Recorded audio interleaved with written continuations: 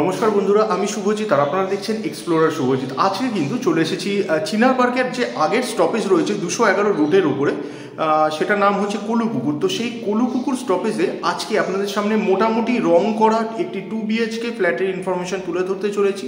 Total super built area হচ্ছে এটার মধ্যে 741 স্কোয়ার ফিট এবং এর মধ্যে দুটো বাথরুমের পাশাপাশি একটি ব্যালকনি আপনারা পেয়ে যাচ্ছেন। 741 স্কোয়ার ফিটের এই ফ্ল্যাটটি রয়েছে গ্রাউন্ড ফ্লোরে। টোটাল বিল্ডিংটা G+4 সেমি কমপ্লেক্স। আর এর মধ্যে পার্কিংগুলো ছিল, কিন্তু উনি পার্কিং কেনেনি। ন্যাচারালি এর মধ্যে আপনারা এই মুহূর্তে পার্কিংটা পাবেন না, তবে আশেপাশে প্রচুর রেন্টেড পার্কিং রয়েছে, সেখানে আপনারা রাখতে পারেন।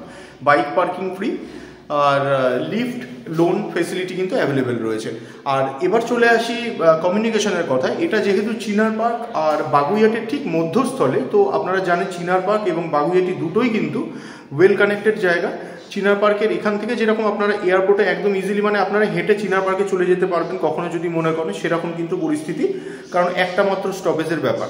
আর এখানের থেকে পুরো কলকাতাকে অ্যাক্সেস করতে পারবেন এই কারণে, কারণ একদিকেতে আপনারা পেয়ে যাচ্ছেন বিশ্ব বাংলা রুট, আর একদিক দিয়ে সোজা চলে গেলে রাজারহাট রোডটা আপনারা পাচ্ছেন। সেরকমভাবেই বাঁদিকে যে ফ্লাইওভারের নিচ দিয়ে রাস্তাটা চলে যাচ্ছে, যেটা সার্ভিস রোড বলে, সেইটা দিয়ে গেলেও কিন্তু ভিআইপি রোডটা আপনারা পেয়ে যাচ্ছেন, অ্যাজ ওয়েল অ্যাজ ফ্লাইওভার ধরলে পরে একদম হলদিরামে গিয়ে মিশছে, সেখানে থেকে কিন্তু এয়ারপোর্ট একটুখানি রাস্তা।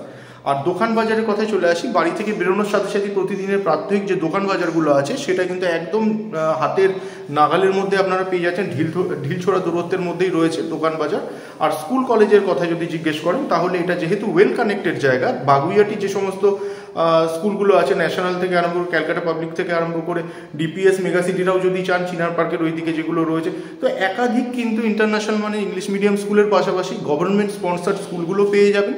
এর পাশাপাশি যদি নার্সিংহোমের কথা বলেন, এখানে একদম মানে মুদির দোকানের মতন আপনারা নার্সিংহোম পাবেন। ভিআইপি রোডের উপরে পরপর স্পন্দন থেকে আরম্ভ করে, রেনেসাস থেকে আরম্ভ করে, উমা থেকে আরম্ভ করে, অ্যাপেক্স থেকে আরম্ভ করে, মানে একাধিক নার্সিংহোম কিন্তু একদম পরপর রয়েছে। খুব কম করে হলে পরেও অ্যাট এ গ্লাস আমার যেটা মনে পড়ছে 10 থেকে 12টা মাল্টি স্পেশালিটি নার্সিংহোম কিন্তু হাতের নাগালের মধ্যেই আপনারা পেয়ে যাচ্ছেন।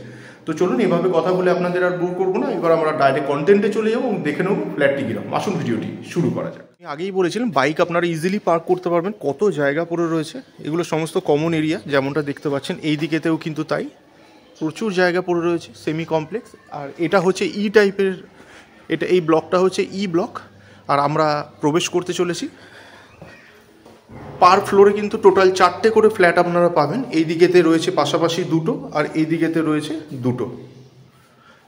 আমরা যে ফ্ল্যাটটা দেখব সেটা হচ্ছে এই ফ্ল্যাটটা। এটার যে ফেসিংটা আছে সেটা কিন্তু ইস্ট ফেসিংয়ে রয়েছে। আমরা ইস্ট ফেসিংয়ে প্রবেশ করব এবং ওয়েস্টে বেরোবো। আসুন প্রবেশ করা যাক। ঢুকেই আপনারা লিভিং কাম ডাইনিং এরিয়াটা পেয়ে যাবেন। এই জায়গাটার সাইজটা আমি বলে দিচ্ছি। জায়গাটার সাইজ হচ্ছে 10x8.5 10x8.5 মাপের আপনারা লিভিং কাম ডাইনিং এরিয়াটা পাবেন। আর এই হচ্ছে কিন্তু ভিউটা। সোজা ঢুকলে পরে আপনারা ইস্টের দিকেই একটা বেডরুম পেয়ে যাচ্ছেন, আর এই দিকেতে রয়েছে বাথরুমটি। আসুন প্রবেশ করা যাক। এই হচ্ছে কিচেন। কিচেনটা দেখুন, সেমি মডিউল করাই রয়েছে। এটার ফেসিং আছে নর্থে, নর্থ ফেসিংয়ে আপনারা কিচেনটা পাবেন। এই হচ্ছে কিচেন। আমি আগেই বলেছিলাম রং টং করা রয়েছে, আপনারা এসে থাকতে পারেন, সেরকম কন্ডিশনেই রয়েছে। এই হচ্ছে বেডরুম। এর ফেসিংটা রয়েছে ওয়েস্টের দিকে বা নর্থ ওয়েস্ট, একটু নর্থের দিকে টিল্টেড রয়েছে, ম্যাক্সিমামটাই ওয়েস্টের দিকে রয়েছে। এটা সাইজটা বলে দিচ্ছি। সাইজ হচ্ছে মোটামুটি 10x10.5 10x10.5 মাপের রুম আপনারা সামনে দেখতে পাচ্ছেন। উপরেতে দেখুন সামান্য কিছু কাজ করা রয়েছে ফল সিলিংয়ে।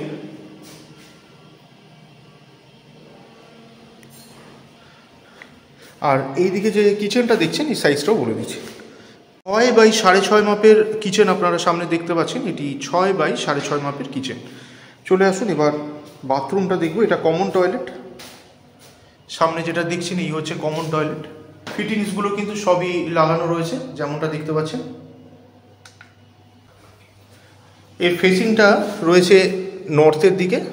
নর্থের দিকে আপনারা পাবেন কমন টয়লেট, আর বাইরে কিন্তু বেসিন করে দেওয়া রয়েছে। আচ্ছা চলে আসুন। এই হচ্ছে কিন্তু মাস্টার বেডরুম। সেটা হচ্ছে ইস্টের দিকে আমরা ঢুকছি এবং ওয়েস্টে বেরোবো। এটি 10x10 মাপের রুম।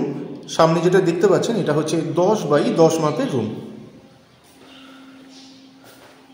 এই হচ্ছে অ্যাটাচ বাথরুম। অ্যাটাচ বাথরুমটাও কিন্তু মোটামুটি স্কোয়ার, একবারে ছোট নয়, সাফোকেশন আপনাদের হবে না। এটার যে ফেসিংটা সেটা হচ্ছে কিন্তু নর্থ, এটাও কিন্তু নর্থের দিকেই আছে। আর এই হচ্ছে ব্যালকনি। ব্যালকনির সাইজটা হচ্ছে 6x4, 6x4 মাপের ব্যালকনি আপনারা দেখতে পাচ্ছেন। আর এই হচ্ছে চারপাশের ছাদটা। সেমি কমপ্লেক্সের মধ্যে রয়েছে এটা।